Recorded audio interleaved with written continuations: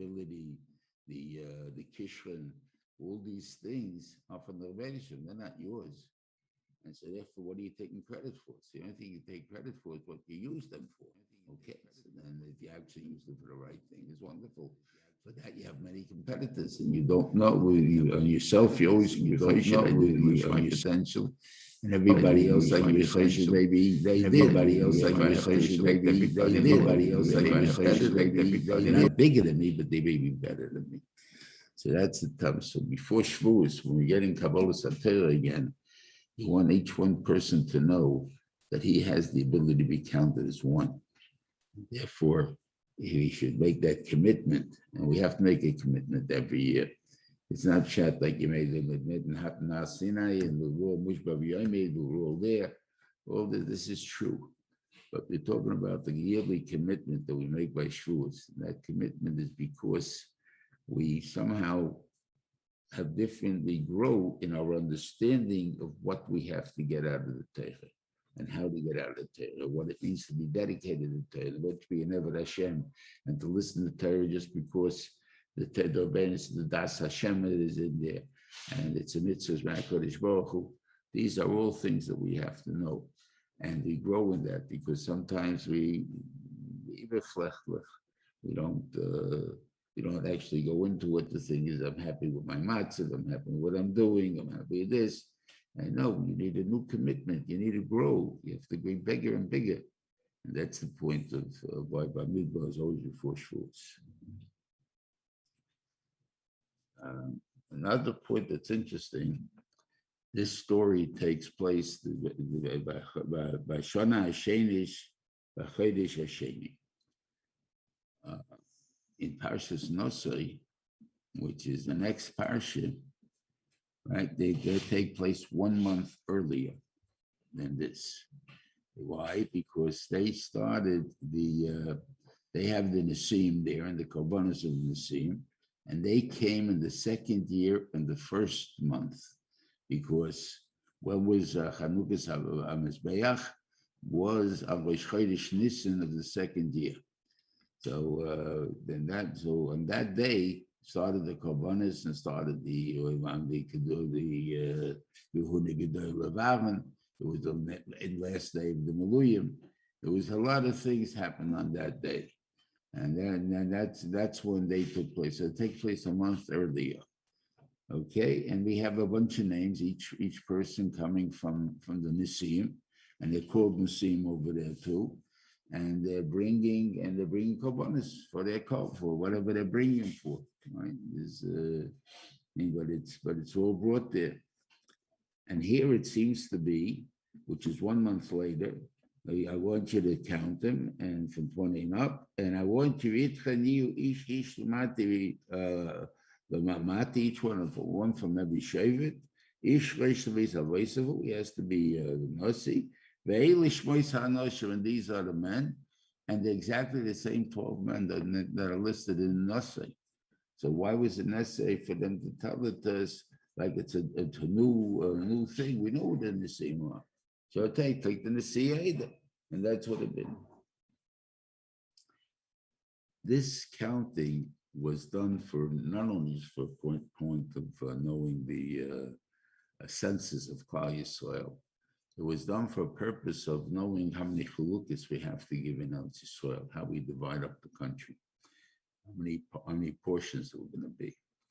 So basically, if that's the case, we're talking about money. And there's a question always, mine is better than yours, yours is better than mine, whatever it is, even though the value of the land was always the same. In other words, you had more fertile land, we had a smaller piece of land. Less fertile was a bigger piece of land. But it had to go base kur, connected base kur.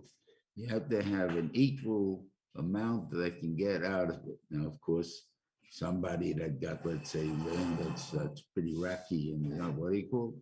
He may decide to build a city there instead of going into agriculture. Fine, that's his decision what he wants to do with his piece of land. But the land has to be able to produce. And the brachas of what we're talking about producing is you have to really go to Psochim, and they teaches you over there, in the stories of the bracha of Shlokish's time, even they still had bracha from a half of wine to give you a year's worth of parnosa on wine. That's like an unbelievable thing. You're talking about a half of wine. How big is a half of wine? Whatever it is there, that's what we're talking about. That was the bracha of Klal Yisrael when they were Marad Muslim. This is something that we lost, obviously.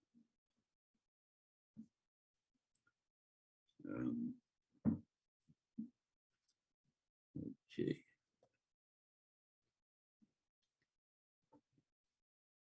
Okay, so then they started to count it. Again, Bnei Reuven, B'chor Yisrael. Even though Reuven technically lost the B'chorah and was given over, divided three ways. In other words, the Malchus was given to Yehuda, the Kahuna was given to Levi, and the two tribe business was given to Yosef. Reuven is still called first. Even though in the Machdis, when we're going to come, he's going to be counted fourth, because Yehuda is going to be the first Machne, but when we're counting individual Shevet, Shvatim, he is number one, no matter what. And he's always called B'chor Yisrael or B'chor Yaakov, because that's what sees what he was, and that can't be taken away from him because he's the only one that was that way. Okay, gives him up now, gives Shishva Abba Melech Chamesh Meos. Okay, it's a pretty round number, 46,500 of Bnei Shimon. Here we got already different world, Toldeisam. What? It's 59,000, 9,300. Negod. This one's the off one. It says Negod 45,650. But 50 is going to be the least number you're going to find here. You go in the second counting, which would be Parshas Pinchas, the least number is 30. Now the question becomes, it could be, no question that it could be that the Taka every Shevet ended up with exactly a round number, which is possible. On the other hand, we can say as far that it doesn't mean that. What do you mean, like, for instance, or let's say like a regiment, let's say, regiment's supposed to be 1,000 people. 1,000 people, it's brigadier, brigade, not a regiment, brigade. 1,000 people. They could also have 1,004 people, but it's counted as 1,000 people. A company is 100-person people. Squad is 8. What is I forgot what the lieutenants captain's company, lieutenants, but anyway, they're 50. There are different numbers given to each one, but it doesn't have to be to that exact number. It could be a little less. I said, where do you see such a thing in Allah? But very nice of telling me about what happens in the world. They can't count straight. Where do we have such a thing? So we have like this, but you have to go by Maisa Behemoth. You have to go to Asiri, it's to God, right? As we laid out the end of the list week 7. So the Asiri. What happens if I have 9 more after the Asiri? They're not counted. And I don't count them again next year. So 9 are free, like you want to call it. But you can have, let's say, if I have, let's say, I gave Maisa Behemoth 50 behemoths. So you say, oh, you must have 500 animals. No, I have 509 animals. I still only gave 50 behemoths. So therefore, you have this odd number can always be there. And so the Torah doesn't count less than 50. That less than 50 is possible already to be like that. And the second time, less than 30, there was only one that had like that. But normally it would be from, if you would have 407, so it'll be 400 only, whatever you call it. So I don't know if they have to be exact, even though the spice, they counting the Matzah Shekel, what they do, Kikelaima, I'm Kika, what do you mean? Kika for the Adonim, Kikeladin. They're exact. So I can't answer you that exactly what it is, or they did to do with the leftovers over there. They covered the poles from the chutzah, so maybe they had a little bit more oil or silver from these guys. Like that, I can't answer. I don't know.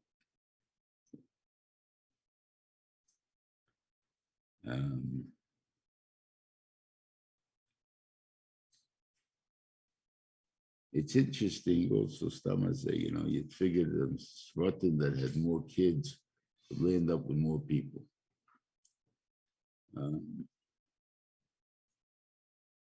The Yamin had the most kids. He had 10. Okay, he's not that far.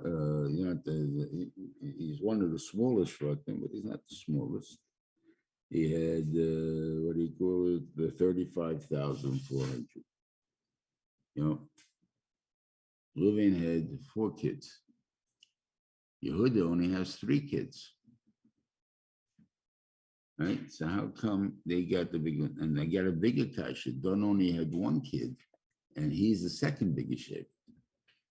So obviously the fact that you have more kids doesn't necessarily guarantee you any thing in the long run, as you call the shvatim.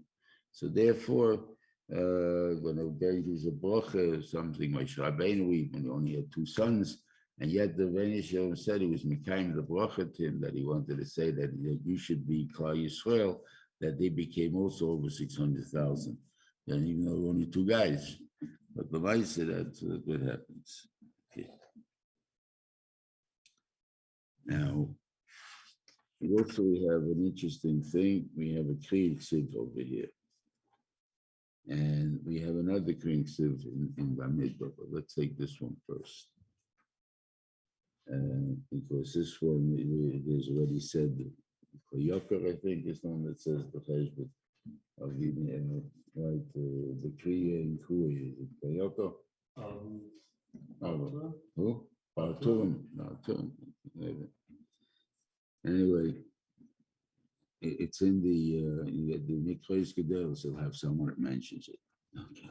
So anyway, it says over here that is the Krieg Ksiv, it's spelled Kriye with a Yud, that's the Ksiv, and it's read Kriye with a Vav. And Kriye is the more Choshev name, whatever it is. So why did it give him, why is the spelling Kriye if they read Kriye? So they say because there was at least two Rishoyim here among them, and therefore the one Rosh is really Rashi only find it in the Litzubai Shteyo because the mice of Kerach, and then you have Shlomiah ben Tzuri who happens to be Zimri ben Tzolu. So that happens 40 years later. But Lamaisi is going to be a Rosh, so they don't put him Kuye. So that's it, but they are at this moment the Kuye Eido. So therefore they read Kuye, not Kuye. I mean, I read Kuye, but they spelled Kuye to tell you that they're not going to end up the way it was. On the other hand, you have in Parshas Pinchas, when they count the shape of the Reuven, it brings down over there who doesn't Vaviram. Kriye Ho'eda spelled Kriye with a Vav, but it's read without the Vav because they were Shayim. So it's read without the Vav. But why was it spelled with a Vav? So obviously the potential to have been who they were, that must have been that they had it. They just didn't live up to it. They didn't get it, or they messed it up. However, we'll see. We'll talk about them. But L'maise, you see that somehow the Torah alludes to all the problems that we see what happened with these people. They don't believe in one title.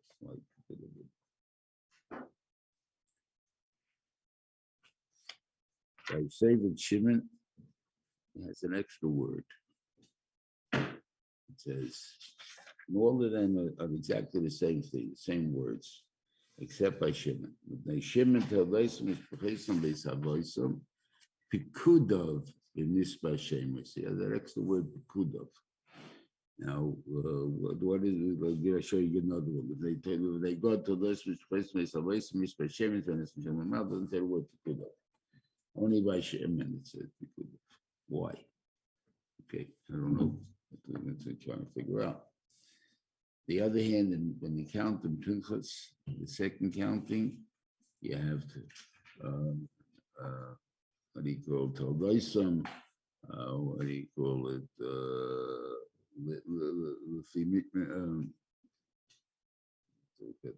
he said it a few different ways, right? You have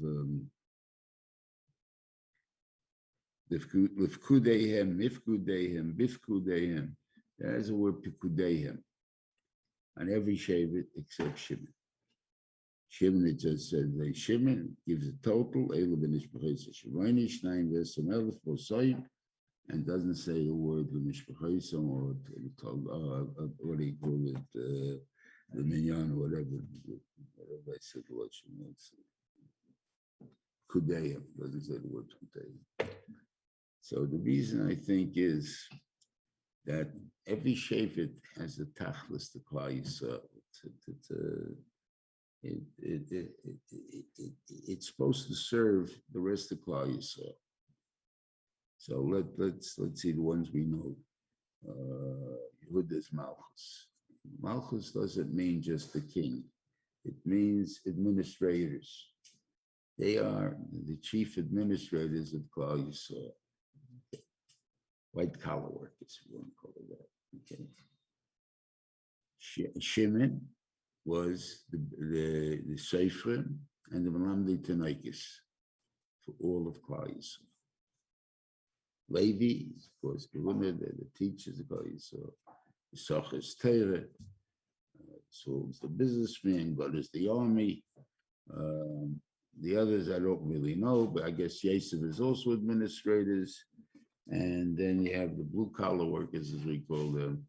That's from Don's, that's Machne Don, that you have three Shvatim with that. But each one is supposed to, where you interact. In other words, we don't have to come on to the Bnei Yerushalayim, as we call them in the Arabs, to build Yerushalayim. Jews would have built it. We have Jewish builders too. Right now, we don't have Jewish builders. But we're supposed to be big enough that the whole world is that we have all the factors that we need. And they're going to do the work. They're going to do the actual work. We don't need Goyim to do the work. So Shimon's job of being the Melamdei Tanaikis and the Seifrim had to cover for all of Klal Yisrael. So the first time when he has 59,000, okay. You understand? You got a lot of people that cover the teachers. That's good of. That's the right amount. Yeah. Later on, when he doesn't have the right amount because of the Ma'aser about Pa'el, so he only has 22,000 left and 200. So then all of a sudden we can't say the counting because he's not counting. His counting is not sufficient to cover the job he has to do, and therefore we leave it out. All the other shvatim have much, they want a little more, a little less, but it's all in the numbers that they need. This is brought out in a stronger way, where here he gives all the individual shvatim, how many people were in it, and then they give you a total. So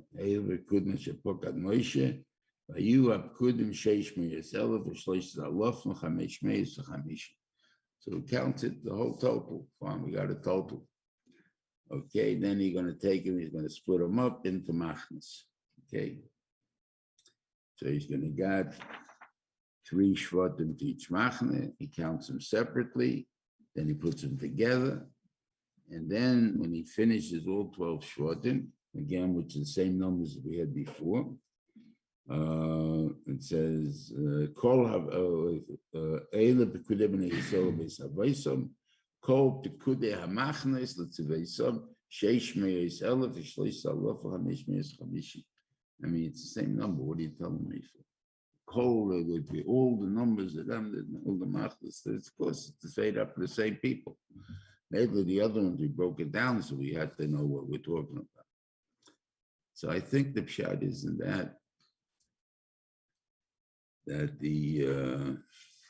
again to clarify this point that each machne had a tachlis besides the fact of each shevet, and each shevet of that machne had a certain amount that they had to fit together for what their job was, what the machne's job was, and for that reason, this is told. So we had to count them again and tell you it fit. Everybody fit where they belong. We count the machnes, we count the shvotim, we count the Klal Yisrael again.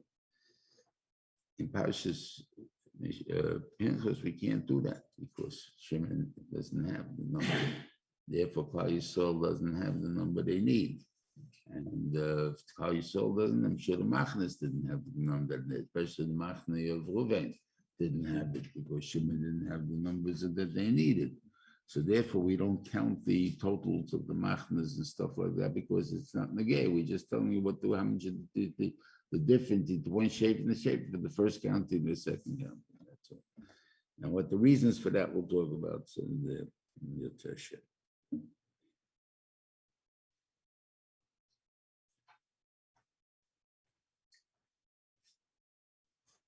Yeah. Then he decides also to count the Bechayrim and the Leviim and to exchange them.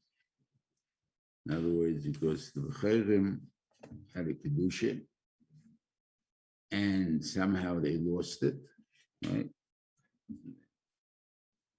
That's where we normally learn Pshat. That we're not talking about the right Bechayrim then. We're talking about Bechayre Haim here. The ones that lost the Kedusha that we were talking about, Bechayre of. Nobody buys them out. They're gone. They lost the Bechayre. They lost they with the Cheta Egel, Bechayrim lost their specialty. So therefore, what happened? The Kohanim came in. That's Aaron and Banov, and that's it. But they don't have any more an exchange. It's not an exchange. There's nobody there, and they took over. They became. Over here, we find an exchange. What are we talking about? An exchange? Who are we exchanging? Where did Bechayri aim all of a sudden become so important? So the Reuven tells us, where did Bechayri become Bechayri aim? Become the Yom HaKesi, where is it?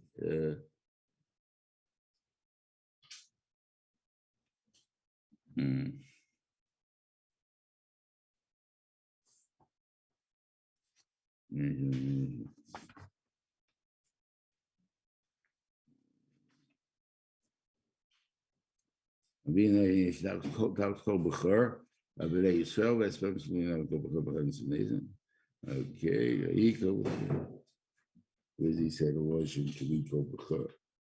Right before Chamisha. Before.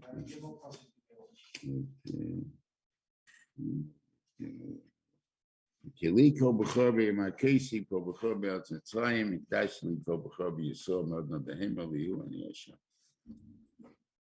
What are you talking about? So, first of all, a Bechor, if you're talking about Bechor, Stam Bechor, that was Kadosh, Bri Yisrael. You find that Shem came the Kohen, is the Bechor of Noach. Avraham was a Bechor, he got his, because the thing. Those are from people of Elazar. They were the Bechor, but they got whatever they had there. That's the Bechor. You find the same thing by Reuven Bechor Yisrael, right?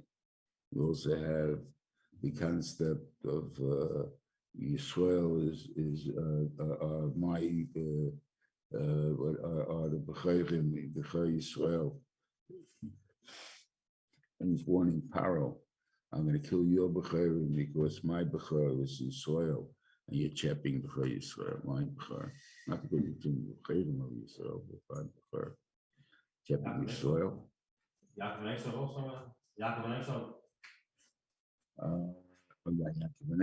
right? Yaakov and Esav, they had a fight for the Bechera, right? So we know about the Bechera before, but that was all Becheravs. The Bechera aim, the only case that we have before, or that's at least mentioned, is by Peretz and Zerach. That they didn't say when the Aledis, the Yehud already had children before, Reuven and Shelah. So what are these two going to be? So it says, this one is going to come out first. No such thing as Bechor. We're talking about the mother. One thing is going to be born first, but it has nothing to do with being a Bechor. So when did I make the Bechorim of the aim Bechorim? The aim Akeshik or Bechor Beretz Mitzrayim. And why did I do that for? Because the Rashi brings down over there in Bo that that the wives of the Egyptians used to mizana dafke with single men. And therefore was possible in a house, let's say, of 10 boys, that there would be 10 Bechorim in that one house. But if you'd have 10 Bechorim in that one house, because that would be Bechorov that we're talking about. That originally was going to kill only Bechorovs. So if we kill Bechorov, that means the firstborn of the father, since they were single men. So it's very possible that with this woman, they had the first child they ever had. So the Bechorim, so let's say you'd have 10 Bechorim, one family from 10 different men, right? That's fine, but that means 9 other houses won't have any Misa, or nobody will die by them, right? So then it becomes false. In my case, I said, I'm going to kill all the Bechorim, and he said, what do you tell me, baloney? This kid had 10 kids died here. No, these 9 houses, nobody died. So why do you think that it's that will Mekayim your words? You didn't want Mekayim it. Thank you.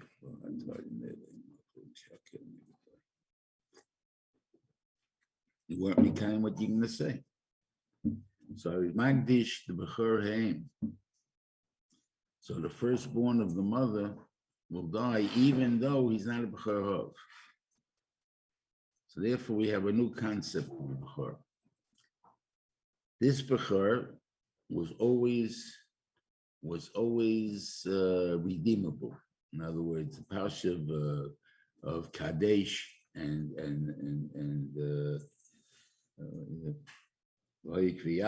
I said in the end of Boy, and that was in Mitzrayim yet, to tell you that this Kedusha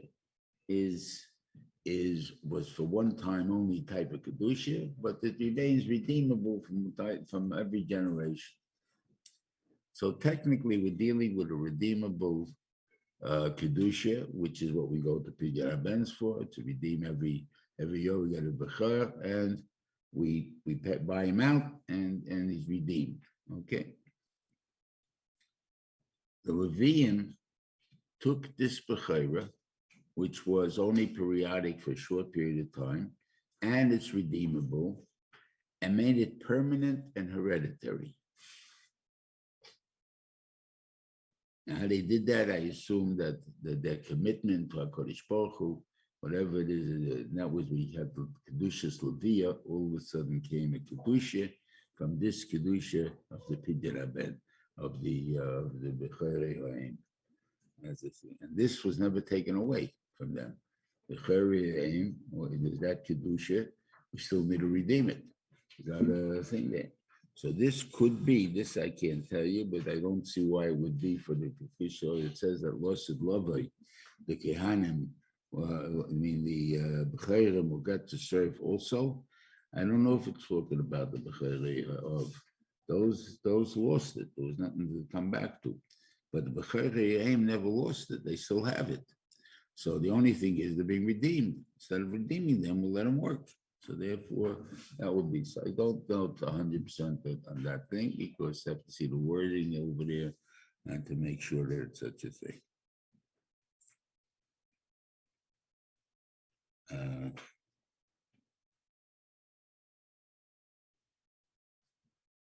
Yeah, is the end of the Sedler is a stira. The truth is, I had a pshat, which I don't remember, but it's from the Talmud of Gabriel Fried that said this pshat. So that's the one I remember. So I'm quoting him. I don't have a different pshat at the moment. It talks about the carryings of the B'nai Kahos. So it says.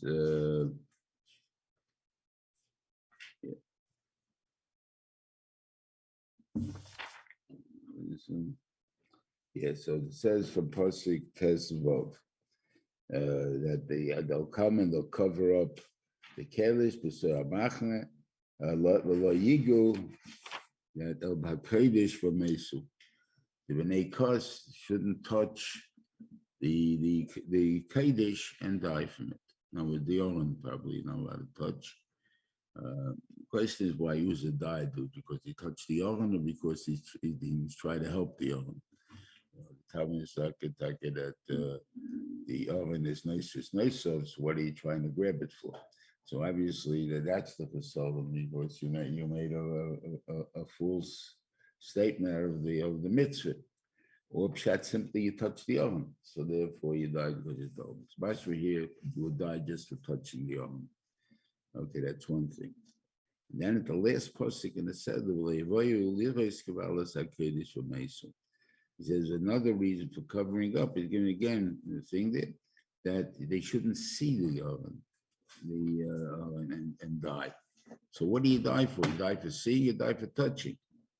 You can touch without seeing, you can see without touching. What are you dying for? So he gave this marshal. He says, you want to buy a new a sofa, let's say, and you go to the furniture store. I'll take you to the sofa section, and you'll see 100 sofas laid there. Right? Sometimes they fill up a room with make it look if they want to sell something special or a whole set. But let's say one, and they're just different sofas. You got to walk through every single sofa if you want to see it.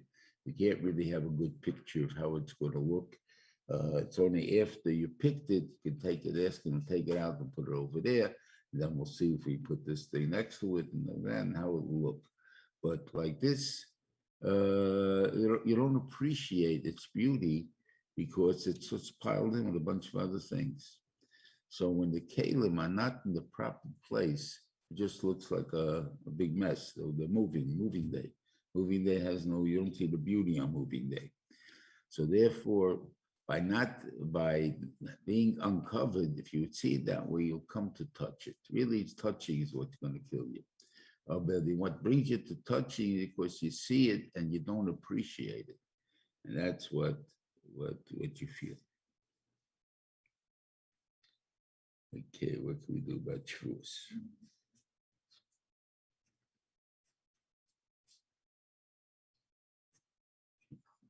Matan Torah. It's like talk a little bit about truths.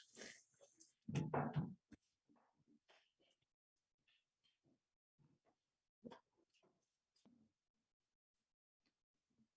says, Ki shechad b'leiv echad.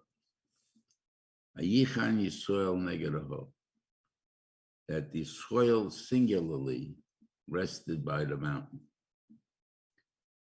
It says, so therefore it's Ki ish echad b'leiv echad. Okay. Sounds good to me. We got a problem. Not too long after this, after Matan Torah, we have Kairach, das Mavirim, Meraglim. Right? How did this take place? We all made Lishechad B'Leivechad. How could it happen? So obviously the commitment was the same. And I won't want to say that's daime to two Talmidim listening to the Rebbe, and they each one heard something different, because that both things are true. You'll find an argument with the Chavrus of what did the Rebbe say this year, and finally decide let's play over the Shiur, right? And it comes to that part, and both of them at the same time will say, "See." That means each one heard something different than what the Rebbe said. That's fine. I'm not denying anything of what the Rebbe said. It's just for trying to find out what the Rebbe said. That we can have machlekes with Shammai Beis Hillel. It's not a problem. That's a machlekes we can live with. We can respect it. And I tell you, you're crazy. Here, that's what the way you believe. That's it. Nothing to do about it, and there's nothing contradictory to the Torah, what you're saying. That we can believe, we can work with. Over here, there was complete denial. Even Korach, you'll say, what did he deny? He was just fighting for his thing there. He denied by asking the kasha, supposedly, when he had brought a beggar begodim of kuler tchelis, and he said it's a chayv and tzitzis, and Moshe Rabbeinu says it's chayv and tzitzis, and he made fun of it. That's basically, he's making fun of the Torah, because the din is that it needs tzitzis, right? And they put it on with dafkina and to show that it does not need tzitzis. So they were Ivanessa, unless you'll say it was at night. So then they could be the night before they came. So therefore it was at night, not chiv tzitzis anyway. So therefore you weren't able to use it. I mean, that's just the playing around with the thing is, but they were out to be kaifer in the Torah that they themselves heard. Why? Because they were fighting with Moshe Rabbeinu. They were fighting with Shem Shemayim, right? The question is, who's supposed to be a Kohen, Gadol? What requirements does the Kohen have? And therefore, Kol Yisrael, everybody's holy, so we could all be Kohanim. Or it's not like that. The Rebbeinu picked only Aaron Ubanov.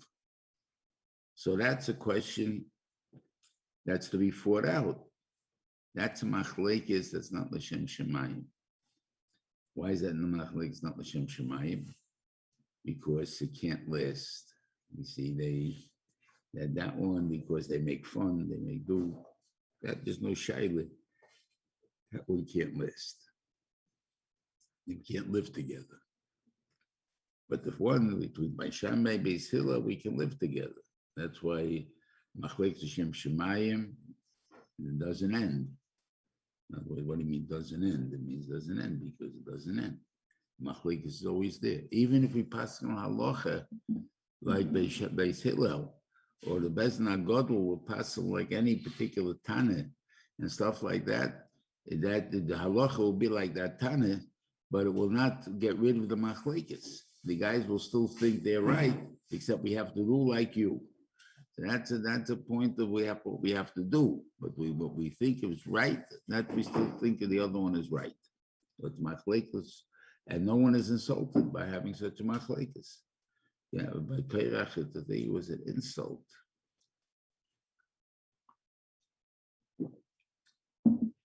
So it depends on your commitment and what you commit to. When they came to Har Sinai, everybody was interested to hear what has God got to say. That's for sure. And what makes up everything. And the truth is, there were three Kabbalas HaTorahs. If you look over there, between Parshas Yisroi and Parshas Mishpatim. The real Kabbalas HaTorah was sufficient, would have been Kol HaDvarim Asher Diba Hashem Nase. Period. I'm sorry, Kol Asher Diba Hashem Nase. That's it. That's the commitment. You don't need more than that. On the next day, they said, Kol HaDvarim Asher Diba Hashem Nase. All the words, they said. In other words, we wanted to hear it. Why did they want to hear it? Because the Beisham said that they Eila Mishpatim Hashem. You have to tell the Klal Yisrael these are the laws. So all of a sudden, we're not just doing it because Mamlechas Kahana V'Goy Kodesh. Actually, we have to do something for it. So let's hear what we have to do. So they gave us a Torah, that we have to do it. And we wanted to hear what it was. And then after hearing it, we came along and said, Kol advarim asher diba Hashem, all these words that God said, Nasa we will do, right? But Kol advarim asher diba Hashem, Kol asher diba Hashem Nasa was before that. In other words, or that would be a bigger commitment than Kol advarim. Kol advarim is not a commitment, because what it says is, if I understand it, I'll do it. And that's not a commitment. That's a commitment to myself. It's not a commitment to the Torah. And that, the Meisham says, they had to bring karbonos, and they had to bring whatever, they had to spritz on the people, a whole business, a whole thing that's discussed in Parshas Shpatim. So then they said, Kol Shadib Hashem Nase B'Nishma. And that all of a sudden was the greatest thing that ever was said. And the way we normally translate it is everything that Kol Shadiba Hashem Nase, we will do, V'Nishma, then we will listen to its reasoning. Right? So that's a great thing, but I didn't just listen to its reasoning before we do it. So Shiva asked the Kasha, that's true, that Kol Shadiba Hashem Nase is a bigger madrega. I'm never interested in listening for a reason. I'm willing to do whatever you say. Do what you say, not what I understand, not what I look for a reason afterward. I don't need anything. Just that you said it is sufficient for me. So why isn't that considered the highest madrega? I said it was sufficient because the Kabbalah Satera, that's true. But why is this thing? Because that's true, that's a Kabbalah Satera, and that's really what Abinishim was looking for, because Yediv Hashem Nase. But once they asked to understand the Torah, that means they put their negiyas in there.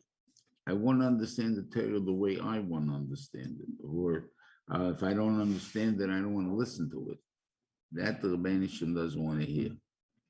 How do you make up for that? So he said, Kol Shadiba Hashem Nase V'Nishma. So they said, Nase V'Nishma. Not Nishma, we'll hear reasons later on. The Shiva learns Nishma, we will listen to our Rebbeim how to do it. Because we will interpret you do it this way. And the Rebbe tells us to do it this way.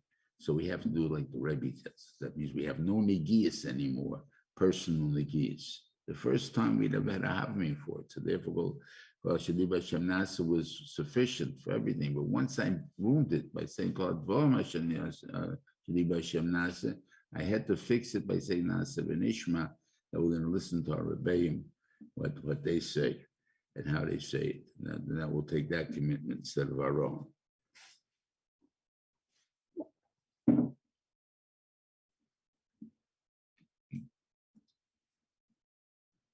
This commitment of is a very shver. And I think that's why we make the commitment every year. Come back and review it and say it again. We get involved in many different things in the world with a lot of pressures. Whether they're social, meaning it has nothing to do with the Torah, it has to do with the political attitudes or the social attitudes in the world. What I mean to say, what I mean by social attitudes. Now that you have we call the liberals taken over by many states and many countries. So let's say California, which is a real liberal state, the whole curriculum is now going to two parents of two men and two women. No more a man and a woman. In other words, is that the truth? Is that the only parents we have in the world? Why don't you have this? You want to stick them in? Okay, but why are you pushing it? So once you start pushing it because the social, so all of a sudden becomes politically correct, you can't criticize this anymore. In fact, by law, you're going to have to hire them if they come to you. And you're going to have, and you can't claim your religious freedom. That's we're fighting that now. It may come to the Supreme Court, but they passed the law that this supersedes religious freedom. Now, would you want to claim religious freedom? This is going to our religion is not acceptable. Uh, they come along and they say this supersedes, and therefore this is you have to take them regardless. I mean, I have to take them. I have to abide by them. I have to have them in my what do you call it? My house, my school, whatever it is, and I have to worry about that. What they're going to do? What are we going to do about that? Right? Now, what do you do about the man? It becomes very interesting. The man that will abuse a girl sexually, or a girl will abuse a man sexually, that's less of them. But a man that will abuse a man, that becomes a question all of a sudden because we push that. So you want to tie it's a difference between children and the parent and the two equals, whatever it is. Good, these are all becoming the legal system. But the idea is that you want to present and make the whole world differently because against the Torah. So at times we don't want to fight with the period. So we give in to certain things. Now, I don't say we agree to do it, but the precious of it we don't need, and whatever it is, we can give respect them, and they give you another case of it. Would you, let's say, living next door to a mafia member who's a murderer, right? Would you say good morning to him? We know he's a murderer. Right? Would you say good morning? Well, I'm afraid he's going to kill me. Okay, you say good morning. Okay. But would you really say good morning? Do you want to say good morning? No. He's a murderer. I don't have anything to do with him. The women go to a what they call obstetrician, right? Who does abortions because he happens to be the best in the business. He's a high risk doctor, and we all got me. I owe to him. He does abortions. And what do? We say, hello, doctor, how are you? How's the family? He's a murderer. Hey, he's not really a murderer. Okay, so now you're being affected by the social issues that exist in the world. If I would have asked you this before it became the law of the land, you would have said to me he was a murderer. Now it's the law of the land. You're going to try and give me a different way. So automatically, we move away from the Torah because of different things that exist. And then, of course, my own issues that I have. And therefore, I want to be mad to certain things, and I'm going to touch different pshatim because of it. And that's the problem we have. So we always need a new Kabbalah, simply that we should know what we really believe. We can't just say, I believe. It doesn't mean anything because you're not committing yourself at any moment. You're not thinking about it. Is giving you a yontiv to think about the Torah, think about Matan Torah, about what your commitment was at that time and what the commitment is now. And we're asking you to recommit yourself to those values that you accepted at that time. On the other hand, the ones who unfortunately had their issues and how to touch up the Torah or whatever it is, or their own and whether it's because of COVID, whether it's because of money, it doesn't make a difference. Whatever taichim they do, for whatever reason they do it, the idea is it's going to be because it comes back to them. We have the same problem now. The subject about I'm not talking about any particular person because I don't know the particular people. But I do know that Biden and Pelosi supposedly came out on the side of the Israelis, right? Of course, the ones that came out on the side of the Arabs, we know. Now, what about the Jewish congressmen and senators that we have? Did they open their mouths? Or they're quiet? Why are they quiet? Because I can't disrupt. I think I need their votes. I can't argue with them, right? If you don't, who should? So that's why we need this fear that we have of society for our own personal purposes. That's the biggest assault we have. And I think that keeps us away from listening to the Torah and keeping it, as we say. And that's why we need this whole new commitment every single year. It's not a thing that just like it's a one-time deal, just a nice yontif, we eat blintzes and stuff like that. And we maybe stay up all night. It's a good trick. We'll have shiurim all night. We'll fall asleep on the shiur. Whatever the thing is, that's not what Shavuos is all about. That's how we celebrate Shavuos. What Shavuos is all about is what we're talking about, the commitment to the Torah and what it is. And that's what we want. It's a permanent commitment to Vas Hashem. And again, when we learn also Torah, I've heard this Lashonis, am I learning Torah to kennen lernen, Yiddish to know how to learn, or am I learning Torah to kennen reden lernen, to be able to talk and learn? That's social. That has nothing to do with knowing the Torah. Knowing the Torah, I want to know what God gave us.